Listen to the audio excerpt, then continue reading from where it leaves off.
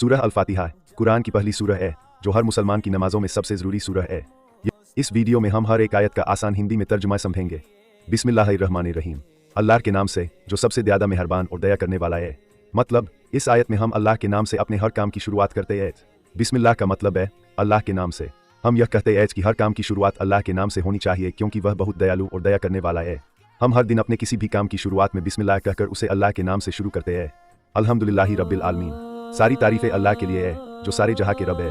मतलब इस आयत में हम अल्लाह की तारीफ़ करते हैं और उसका शुक्रिया अदा करते हैं। हम यह मानते हैं कि अल्लाह ही सारी दुनिया का पालनहार है। वह हमें हर चीज़ देता है और सब कुछ उसके हाथ में है। अर्रहमानिर्रहीम दो सबसे दयालु और दया करने वाला है। मतलब अल्लाह की यह दो बड़ी विशेषताएं है। वह सबसे ज़्यादा दयालु है और हर समय दया करने वाला है।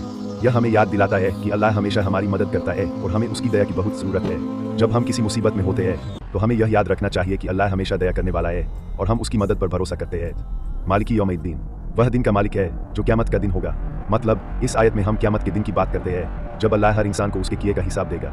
अल्लाह ही क़यामत के दिन का मालिक है। उस दिन हर कोई अपने अच्छे और बुरे कामों का हिसाब देगा। यह हमें बताता है कि हमारे हर काम का एक दिन हिसाब होगा, इसलिए हमें अच्छे कर्म करने चाहिए। इय्याका नअबुदु व इय्याका नस्तईन। हम केवल तुझी से इबादत करते हैं और तुझी से मदद मांगते हैं।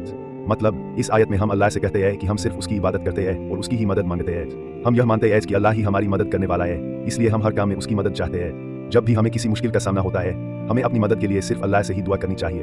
इहदीना सिरातल मुस्तकीम। हमें सीधे रास्ते पर चला। मतलब हम अल्लाह से यह दुआ करते हैं कि वह हमें सही रास्ता दिखाए। हमें हमेशा सही और सच्चे रास्ते पर चलने के लिए अल्लाह से मदद लेनी चाहिए। जब भी हम किसी रास्ते का चुनाव करते हैं हमें अल्लाह से दुआ करनी चाहिए ताकि हम सही रास्ते पर चलें। सिरातल लदीना अनअमता अलैहिम गैरिल मगदूबी अलैहिम वलद्दालीन। उन लोगों के रास्ते पर जिन पर तेरा इनाम है, न कि उनके जो तेरे गजब के हकदार हुए और न ही उन लोगों के जैसे जो गुमराह हो गए।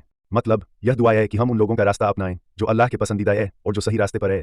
हम यह नहीं चाहते कि हम उन लोगों के जैसे हों जिन्होंने अल्लाह के रास्ते को छोड़ दिया या गलत रास्ते पर चल पड़े।